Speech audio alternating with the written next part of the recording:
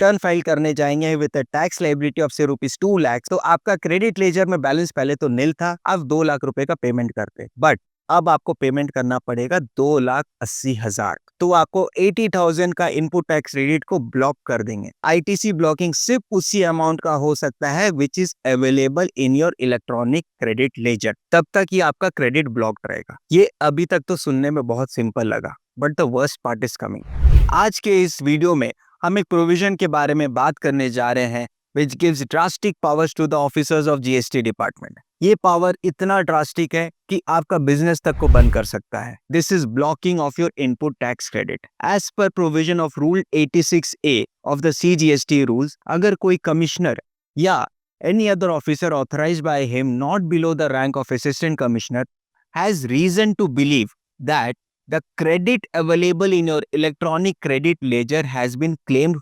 fraudulently or is ineligible as per 4 different circumstances। क्या है ये circumstances? पहला, कि जो input tax credit available है, it has been claimed on the basis of a document which has been issued by a taxpayer who is non-existent, या आपने उस input tax credit को claim किया है without receipt of goods or service।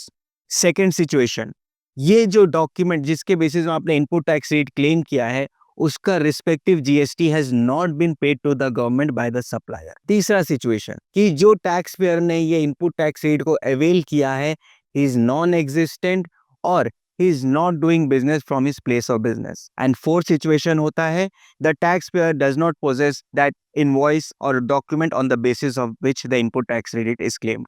अगर इन 4 situation में कोई भी सिचुएशन में आप फॉल करते हैं and the officer is satisfied, he has reason to believe that the input tax rate claimed is fraudulent or is ineligible, तो in that case वो with a reason recorded in writing he can block the input tax credit available in your electronic credit ledger। अब इसके according क्या होगा कि suppose आपके credit ledger में available balance है 1 lakh rupees and as per the investigation उनको लगता है, ऑफिसर को लगता है कि आपका 80,000 रुपीज का इनपुट टैक्स क्रेडिट ऐसा है जो ये दिए गए 4 सिचुएशन में कवर होता है एंड इट इज इनएलिजिबल, तो आपको 80,000 का इनपुट टैक्स क्रेडिट को ब्लॉक कर देंगे एंड आपके पास अवेलेबल बैलेंस फॉर यूटिलाइजेशन रहेगा ओनली 20,000। अब जब भी आप अपने नेक्स्ट मंथ का जब आप जीएसटी रिटर्न फाइल करेंगे से उसमें आपका टैक्स लाइबिलिटी आता है ऑफ ₹2 लाख एंड आपके क्रेडिट लेजर में बैलेंस है 1 लाख रुपीज, बट उस 1 लाख में से आप सिर्फ 20,000 को यूज कर पाएंगे for payment of your tax liability and balance 1,80,000 आपको पेमेंट करना पड़ेगा फ्रॉम योर कैश लेजर। ये जो क्रेडिट का ब्लॉकिंग है ये तब तक ब्लॉक्ड रहेगा जब तक कि ऑफिसर सेटिस्फाइड नहीं हो जाते हैं कि there is no such requirement for blocking of ITC या for 1 year from the date of blocking whichever is earlier, तब तक ही आपका क्रेडिट ब्लॉक्ड रहेगा। ये अभी तक तो सुनने में बहुत सिंपल लगा, but the worst part is coming. ये जो प्रोविजन है this is a temporary measure given to the departmental officer to save the interest of revenue. This is not a recovery mechanism. ये कोई डिमांड नहीं है, but department इस provision को use कर रहा है as the recovery mechanism.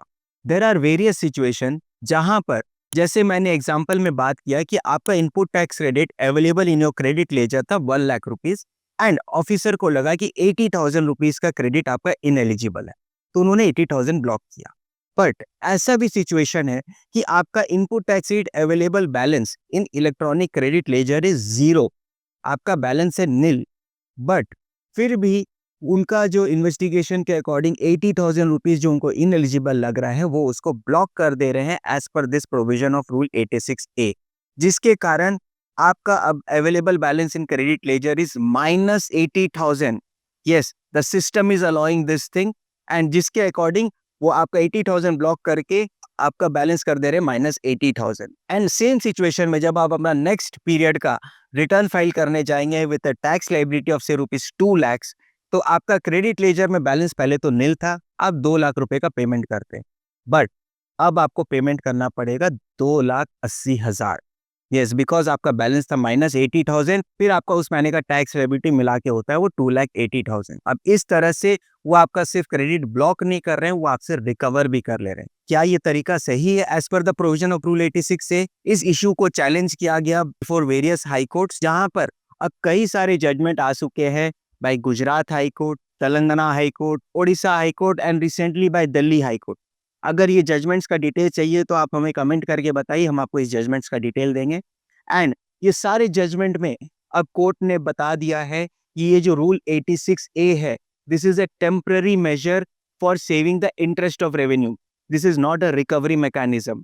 And as per this provision आप सिर्फ उतना ही क्रेडिट ब्लॉक कर सकते हैं which is available in your electronic credit ledger. अगर आपका balance available in electronic credit ledger is nil, तो there can not be any blocking as per this provision. And अगर ऐसा कोई सिचुएशन आपके साथ है तो इमीडिएटली इस जजमेंट्स के अकॉर्डिंगली आप उस ब्लॉकिंग को चैलेंज करिए, जिसके अकॉर्डिंग आपका वो आईटीसी अनब्लॉक होना चाहिए। आईटीसी ब्लॉकिंग सिर्फ उसी अमाउंट का हो सकता है विच is available in your electronic credit laser. I hope आपको ये वीडियो अच्छा लगा हो। प्लीज कमेंट करके जरूर बताइएगा एंड लाइक एंड शेयर भी कर जरूर करिए। Thank you so much.